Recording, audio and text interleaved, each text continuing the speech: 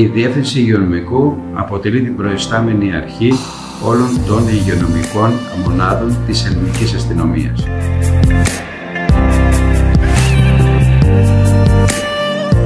Οι υγειονομικές μονάδες της ελληνικής αστυνομίας αποτελούνται από δύο μεγάλες μονάδες πρωτοβάθμιας φροντίδας υγείας, το Κεντρικό Ιατρείο Αθηνών και το Κεντρικό Ιατρείο Θεσσαλονίκης.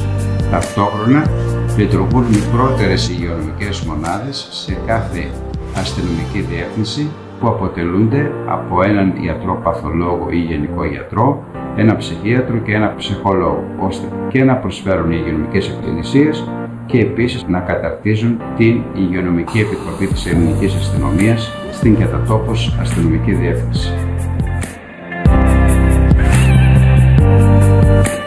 Στελεχώνεται από ιατρούς που έχουν αποκατήσει από τη στρατιωτική ιατρική ή από ιδιώτες που έρχονται μετά από προκήρυξη ή από αστυνομικούς οι οποίοι έχουν τελειώσει την ιατρική και έχουν κάνει μετάταξη από γενικών καθηκόντων σε ειδικών καθηκόντων.